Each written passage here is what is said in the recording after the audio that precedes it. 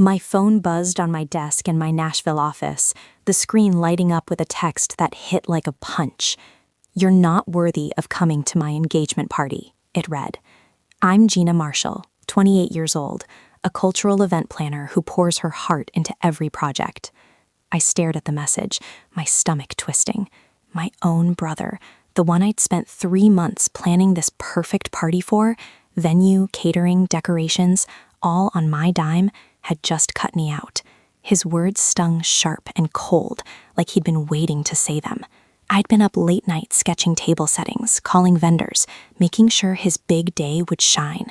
And now he didn't even want me there? I reread the text, my hands shaking.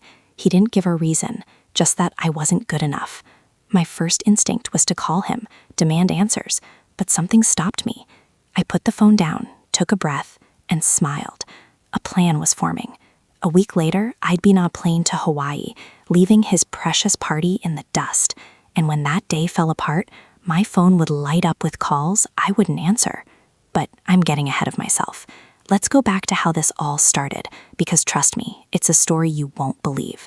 If you've ever been betrayed by family, drop your story in the comments and hit that subscribe button for more jaw-dropping drama. Dylan's text still glared on my screen, cold as a work email. For 3 months, I'd poured my soul into planning his engagement party, every detail crafted to make his day perfect. I'd scoured Nashville for the ideal venue, landing on a swanky downtown hotel with a rooftop view of the city skyline. I spent late nights sketching table settings, blending rustic country vibes with elegant touches. Think mason jars with fairy lights, a nod to our Tennessee roots. I called in favors to book Teresa Morgan's catering company, known for their mouth-watering southern spreads, and worked with Brian Walsh to design custom decorations from floral arches to engraved name cards. Carlos Ortiz, the venue manager, became my go-to for logistics, ensuring every chair was in place. All this I did for free, because Dylan's my brother, and family is supposed to mean something. I'd barely slept, juggling my day job as a cultural event planner with his party prep. My inbox overflowed with vendor contracts, my phone buzzing with confirmations, all to make his moment shine, and he repaid me with a text saying I wasn't worthy. My chest tightened, but I didn't cry. Instead, I dialed my mom, Nancy Marshall, hoping she'd see how unfair this was. "Mom, did you know about Dylan's text?"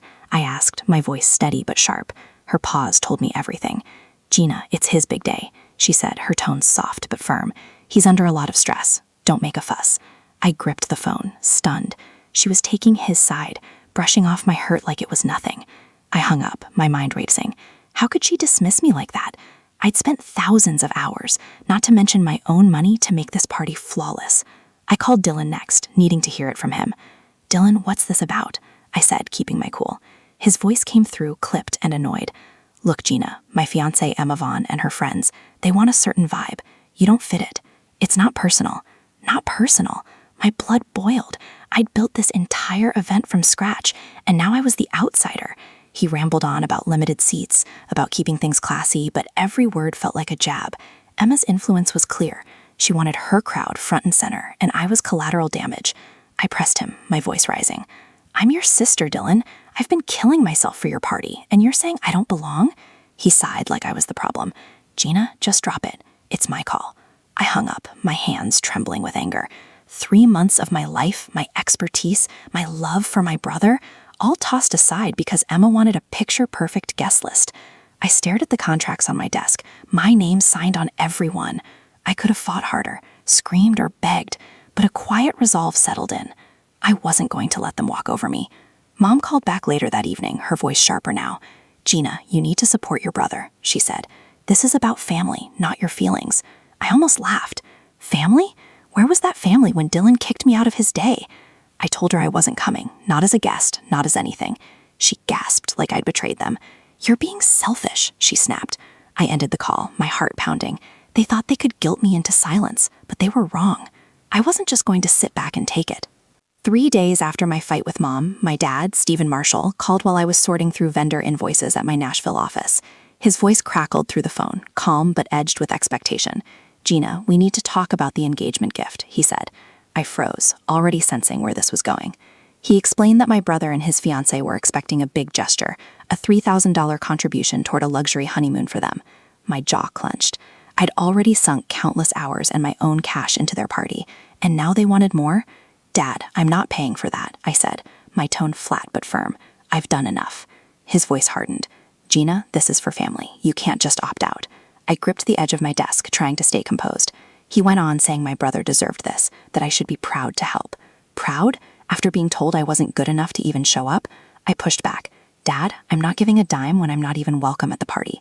He scoffed like I was being petty. You're making this harder than it needs to be, he said. Just do your part. I hung up, my pulse racing. His words echoed Mom's. Family first, my feelings last. I wasn't just hurt, I was furious. They expected me to bankroll their celebration while they pushed me aside. I tried to focus on work, but my phone pinged with a new Instagram notification. It was a post from my cousin Vanessa Reed, tagged at a flashy Nashville bar, the Bluebird. The photo showed her with my brother and a crowd of their friends, all grinning under neon lights, captioned, "Best bachelor party ever, Tasha, Dylan, and Emma." My stomach dropped. I wasn't just uninvited to the engagement party. I was out of the entire inner circle. Vanessa hadn't even mentioned me. Not a text, not a call. I clicked through the story, watching clips of them toasting, laughing, planning the big day I'd built from the ground up. Every smile felt like a slap. I'd spent months making their moment perfect, and they were partying without a single thought of me. I messaged Vanessa, keeping it short. Hey, saw your post. Was I supposed to be there? Her reply came fast, too casual. Oh, Gina, it was just a small thing. Didn't think you'd care.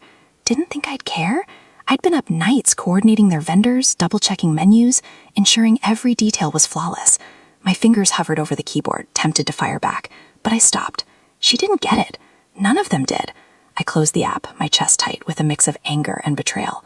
The people I'd poured my heart out for had erased me from their celebration, and now they were flaunting it online.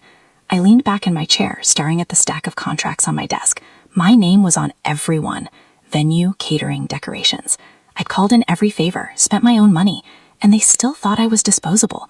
Dad's demand for $3,000 replayed in my head, alongside Vanessa's carefree post. They weren't just excluding me, they were milking me for everything I had.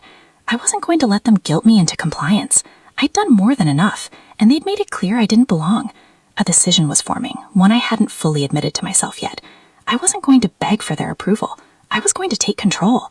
1 week before the party, I met my best friend Tracy Fisher at a coffee shop near Music Row. The place buzzed with the usual Nashville crowd, musicians, tourists, the hum of ambition, but I barely noticed. I slid into the booth, my laptop open to a spreadsheet of vendor contracts, and unloaded everything. Tracy, they're treating me like I'm nothing, I said, my voice low but steady. I told her how my brother had excluded me from his engagement party, how Mom sided with him, how Dad demanded $3,000 for a gift I wouldn't even be invited to celebrate, and then Vanessa's Instagram post, flaunting a bachelor party I wasn't part of. Tracy listened, her eyes narrowing, sipping her latte without interrupting. When I finished, she leaned forward. Gina, you've been running yourself ragged for them. Why are you still managing their party? I hesitated. It hadn't occurred to me to walk away, not fully. I'd been so caught up in proving my worth and holding on to family that I hadn't considered stopping. Tracy pointed at my laptop. You signed those contracts, right? With Carlos Ortiz, the venue manager, Teresa Morgan, the caterer, Brian Walsh, the decorator? I nodded. Every agreement had my name on it, my reputation backing it. Then you have the power, she said, her voice sharp. You don't owe them anything. Let your brother figure it out. Her words hit like a spark. I'd spent months coordinating every detail. Carlos confirming the rooftop setup, Teresa finalizing the southern menu, Brian sketching floral designs. I'd done it all out of love. But love wasn't what I got back. Tracy was right. I didn't have to keep carrying their weight. I opened my email, my fingers hovering over the keyboard. What if I just stop? I said, testing the idea. Tracy grinned. Exactly. Let them deal with the mess. You deserve better. I felt a rush of clarity, like a fog lifting. I wasn't going to beg for a seat at a table that didn't want me. I drafted emails to Carlos, Teresa, and Brian, keeping it professional but firm. I explained I was stepping back from managing the event due to personal reasons, and that my brother would take over. I didn't owe them an explanation, but I wanted to protect my professional ties. Carlos replied almost instantly, confused. Gina, you're the glue here. You sure about this? I was. Teresa called, her voice worried. We're on track because of you. He's not ready for this. I thanked her but held my ground. Brian texted asking if I was okay. I didn't reply. My decision was final. That night, I sat at my apartment staring at my phone. No calls from my family, no apologies, just silence. I opened a travel site and searched for flights to Oahu, Hawaii. The idea had been lingering since that first text, but now it felt real. I wasn't just running away. I was choosing myself. I found a flight leaving Nashville the morning of the party, landing in Honolulu by afternoon. I pictured myself on Waikiki Beach, far from the chaos I was about to unleash. My finger hovered over the book button, my heart pounding with a mix of defiance and freedom. I clicked it. The confirmation email pinged, locking in my escape. I called Tracy to tell her. "I'm out," I said, my voice lighter than it had been in weeks. "I'm going to Hawaii." She laughed, triumphant. "Good for you, Gina. Let them figure out their own party." I hung up, feeling a weight lift. My family thought they could use me and toss me aside. But I was done playing their game. I wasn't just stepping back. I was walking away, leaving them to face the consequences of their choices. My phone stayed quiet, but I knew that wouldn't last. They'd realize soon enough what they'd lost. The morning of the party, I sat at Nashville Airport sipping coffee. My boarding pass for Honolulu was tucked in my pocket, my suitcase packed for a wad. The terminal buzzed with travelers, but I felt calm, almost weightless, knowing I'd walked away from my brother's chaos. I'd handed over the reins, and now it was his mess to handle. My phone